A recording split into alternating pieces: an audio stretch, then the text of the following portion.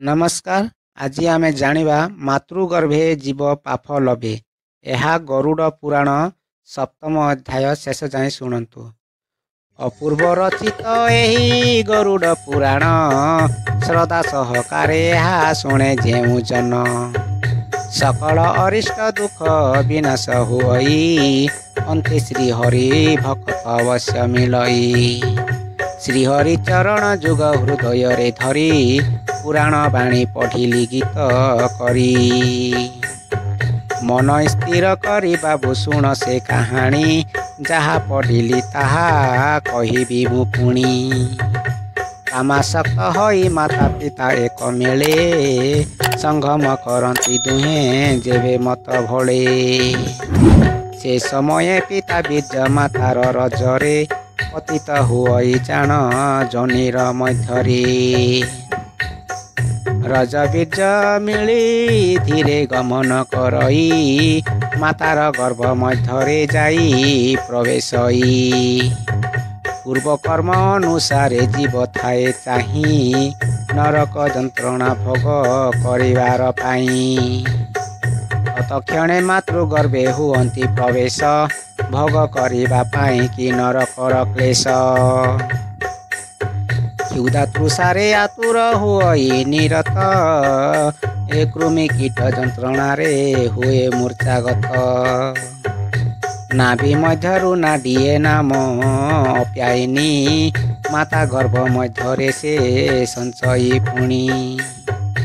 ମାତା ଯାହା ଗ୍ରାସ କରେ ସାର ସେ ନିଅଇ, ଗର୍ଭସ୍ଥ ଜୀବ ତାହାକୁ ଆନନ୍ଦେ ଭୁଞ୍ଜଇ।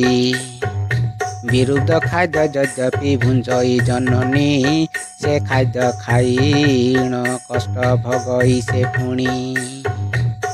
ହସ୍ତପଦ ବନ୍ଧନ ତାହାର ହୋଇଥାଏ, ନିରନ୍ତରେ ଛଟପଟ ଗର୍ଭରେ ହୁଅଇ। ଭୋଗ ଭୋଗୀ ଗର୍ଭ କଷ୍ଟ ଅତି ମନ ଦୁଃଖ। ପୂର୍ବ ପାପକୁ ସ୍ମରଣ କରେ ଅତିରେକେ, ସଂସାର ମାୟାରେ ପଡ଼ି ତୁମକୁ ଭୁଲିଲି। କାମିନୀର ରୂପ ମୋହେ ବୁଡ଼ି ମୁଁ ରହିଲି। ବିଷୟ ଭୋଗ ଲମ୍ପଟେ ଗଲା କାଳ ମୋର, ଦିନେ ତୋର ନାମ ମୁକୁ ନ ହେଲା ବାହାର। କେତେ ଯେ କରିଲି ପାପ ତାର ସୀମା ନାହିଁ, ଧର୍ମ କାର୍ଯ୍ୟ ଦିନେ ହେଲେ ନ କରିଲି ମୁହିଁ। ମାଂସ ଆସେ ନାନା ପଶୁ ପକ୍ଷୀ ନାଶ କଲି, ସୁରାପାନ କରି ପର ନରମଣି ହରିଲି। ଦିନେ ହେଲେ ସାଧୁ ସେବା ନ କଲି ପାମର, ଗର୍ବେ ନିନ୍ଦା ଉପହାସ କଲି ବାରମ୍ବାର। ଦୁଃଖ କଷ୍ଟ ସହି 10 ମାସ ପର୍ଯ୍ୟନ୍ତେ, ବିଷ୍ଟାମୂତ୍ରେ ଘାଣ୍ଟି ହୋଇ ସେ ବିଷବର୍ଣ୍ଣ ଚିତେ। ପ୍ରଭୁ ପାଦ ପଦ୍ମେ ମନ ନିରତେ ଲଗାଇ, ବିକଳେ କାନ୍ଧଇ ଜୀବ କରବାରେ ତ୍ରାହି। ପୁଣି ଏକ ଆଘାତ କରଇ ଯେ ମରୁତ, ଅର୍ଦ୍ଧଜନି ପଥେ ଜୀବ ହୁଏ ଉପଗତ।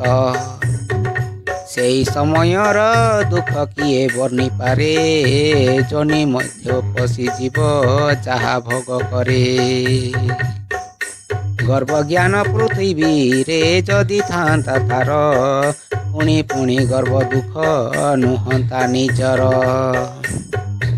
ବିଷ୍ଣୁ ମାୟା ମୋହେ ପଡ଼ି ଜଗତକୁ ସତ୍ୟ, ମଣି କାମିନୀ ସୁରତେ ବଳାଏ ସେ ଚିତ। ଯୌବନ କାଳରେ ଧନ କରେ ଉପାର୍ଜନ, ଅସୁର ପରାଏ ତାହା କରଇ ଭଜନ। ନାରୀ ଲମ୍ପଟେ କାଳ ନିଅଇ ସେ ଟାଲି, ମନେ ନ ପଡ଼ଇ ତାର ରାମ ବନମାଳି। ସଦା କୁ କାର୍ଯ୍ୟରେ ଆଶା କରେ କୁଭଜନ, ସୁଜ୍ଞାନ ମାୟାରେ ତାର ନୁହଁଇ ସୁଜ୍ଞାନ। ଯୁବତୀ ନାରୀ ପ୍ରେମରେ ପଡ଼ି ରତିର ସେ, ମାତିଥାଏ ଜୀବ ସଦା ରଜନୀ ଦିବସେ। ଏ ଆତ୍ମାକୁ ସେ ଅହିତ କରଇ, ମୃତ୍ୟୁ ମୁଖେ ବିଧି ମତେ ନେଇ ସେ ଦିଅଇ।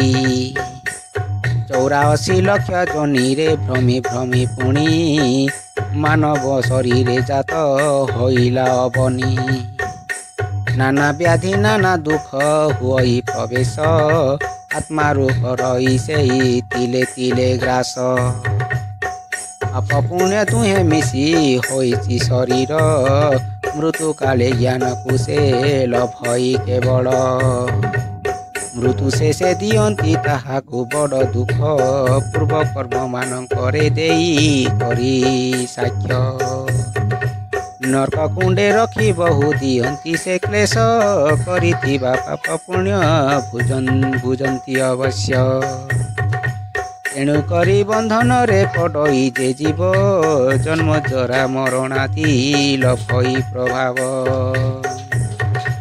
ମାରେ ହରି ତାରେ ହରି, ହରି ହିଁ ସମସ୍ତ, ହରି ବିନୁ ଗତି ନାହିଁ ଏହା କହେ ଶାସ୍ତ୍ର।